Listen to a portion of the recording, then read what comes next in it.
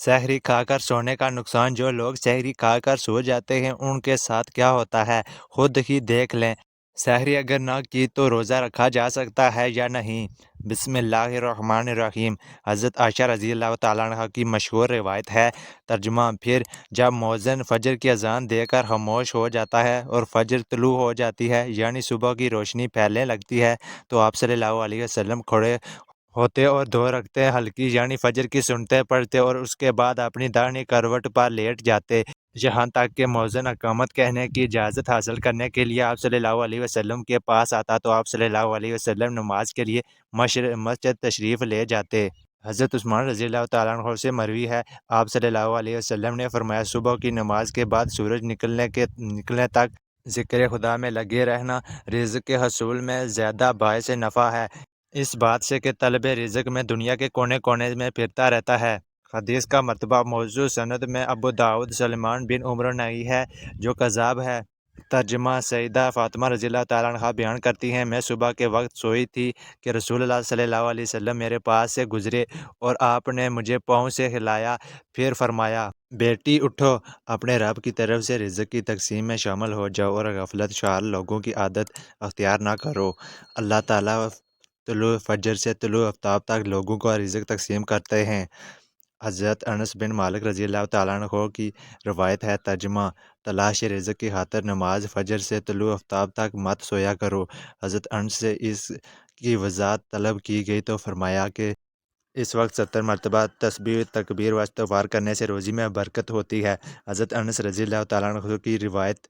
तर्जुमा, ज़मीन की सतह पर किए जाने वाले 3 कामों की वजह से ज़मीन अपनी तकलीफ़ का इज़हार करती है। नाहक खून बहने से वो गुस्ल जो ज़िना का इर्तिकाब करने के बाद किया जाए, और तुलुए आफ्ताब से पहले सोने से। हज़रत अबू वाइल फरमाते हैं कि हम सुबह की नमाज़ पढ़ने के बाद हज़रत अब्दुल्ला बिन मसऊद रज़ियल्लाहु तआला अन्हु की तरफ गए और दरवाज़े से सलाम किया, तो उन्होंने हमें इजाज़त दे दी, मगर हम थोड़ी देर दरवाज़े के साथ ठहरे रहे तो एक बंदी आई और उसने कहा कि तुम अंदर क्यों नहीं दाखिल हो रहे हो?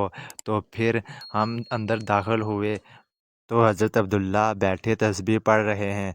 उन्होंने फरमाया कि तुम्हें किस चीज़ ने अंदर दाखिल होने से रोका है, जबकि तुम्हें इजाज़त दे दी गई थी? तो हमने कहा कि कोई बात नहीं, सिवाय इसके कि हमने ख़्याल किया कि घर वालों में से कोई सो रहा हो।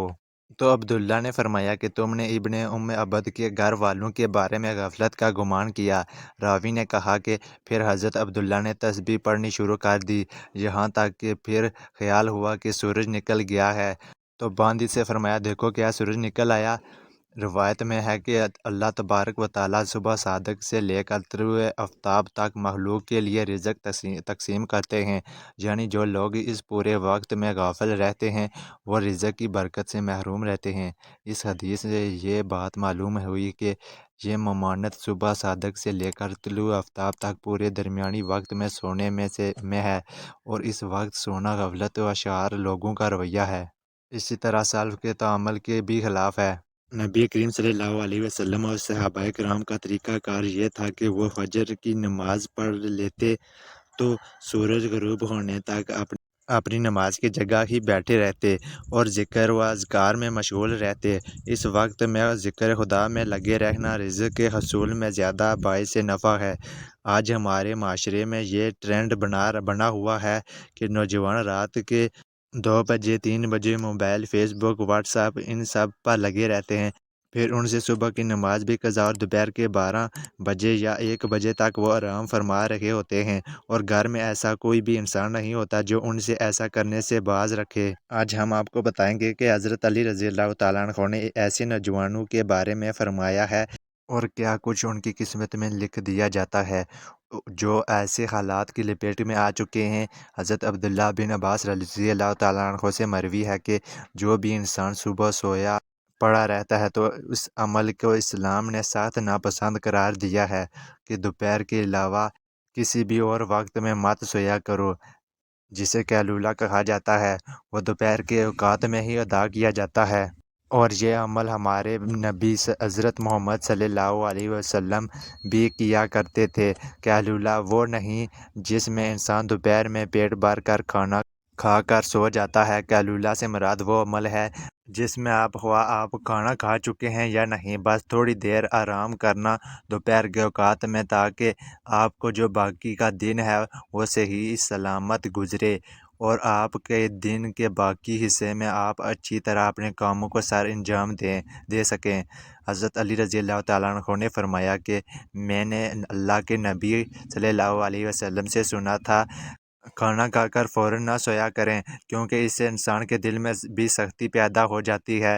اور آج کی تاریخ میں تو یہ بات اس حد تک گہرائی تک آ پہنچی ہے کہ یہاں پہ ڈاکٹرز کا بھی یہ ماننا ہے کہ اگر انسان کھانا کھا کر فوراً سو جاتا ہے تو وہ دل کے مرض میں مبتلا ہو جاتا ہے۔ اور یہی بات 1400 سال پہلے ہمارے نبی صلی اللہ علیہ وسلم نے فرمائی تھی۔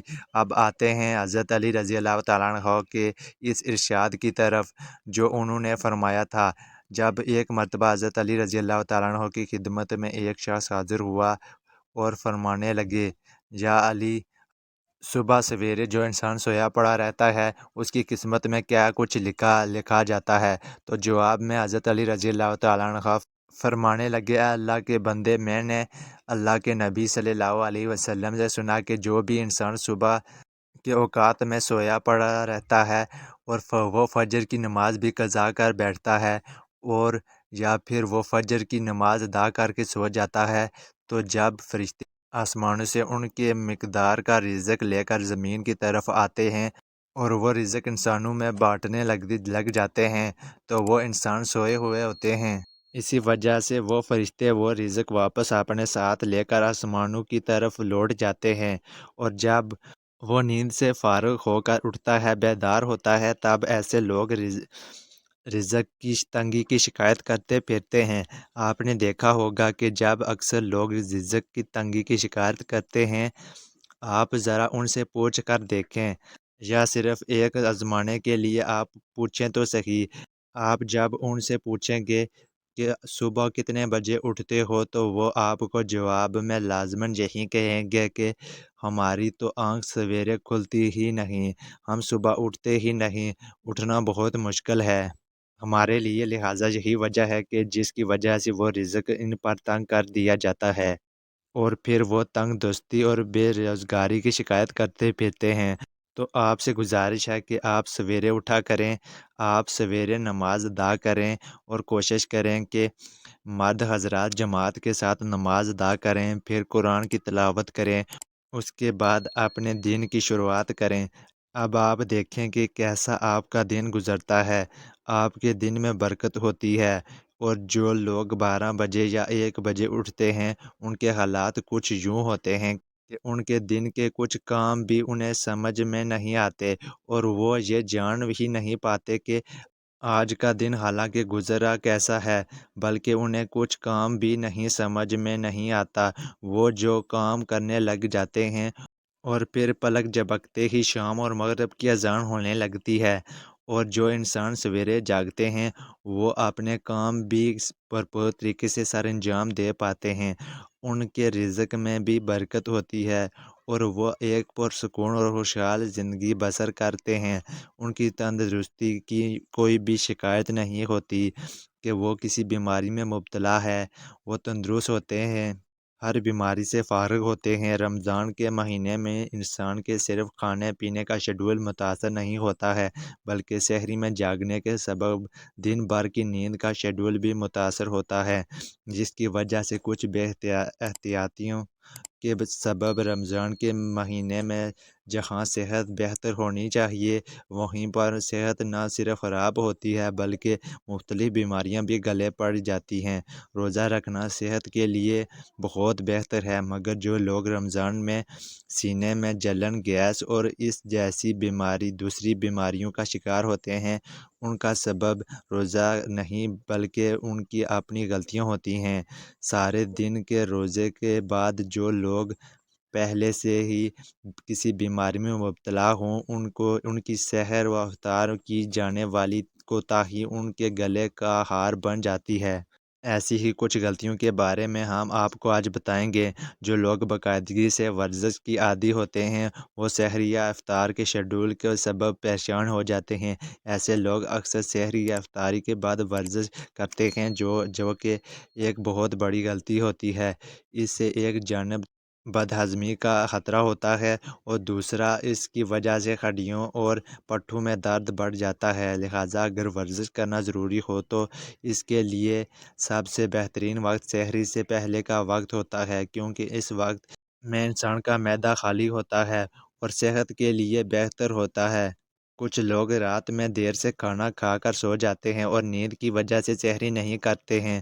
سحری چھوڑنے کی وجہ سے روزے کا دورانیہ بڑھ جاتا ہے، جو کہ جسم کے اندرونی کمزوری میں بھی بہت زیادہ اضافہ کر دیتا ہے، جس سے نہ صرف چہرے کی چمک دمک ماند پڑ جاتی ہے بلکہ قوت مدافعت میں بھی کمی واقع ہوتی ہے۔ اس وجہ سے بہتر یہی ہوتا ہے کہ سحری کے وقت بھلے ایک گلاس پانی کا ایک کھجور ہی کیوں نہ کھا لی جائے مگر لازمی طور پر سحری کی جائے۔ افطار کے بعد پیٹ میں جب دن بھر کے بعد غذا جاتی ہے تو انسان سستی کا شکار ہو جاتا ہے۔ اکثر لوگ افطار کے باری بار کم کھانے کھانے کے بعد سونے لیٹ جاتے ہیں اور ایسی ہی غلطی لوگ سحری کے وقت بھی کرتے ہیں اور کھاتے ہی سو جاتے ہیں، جس کی وجہ سے رمضان کے بعد ایسے لوگ موٹاپے کا شکار ہو جاتے ہیں یا پھر ان کے خون میں کولیسٹرول لیول بڑھ جاتا ہے، جو کہ بیماریوں کا سبب بن سکتا ہے۔ اللہ پاک ہمیں دین کی سمجھ نصیب فرمائے اور ہمیں نیکوکاروں میں شامل کرے، آمین۔ ناظرین، کمنٹ باکس میں اللہ کے 99 ناموں میں سے ایک نام ضرور ٹائپ کریں۔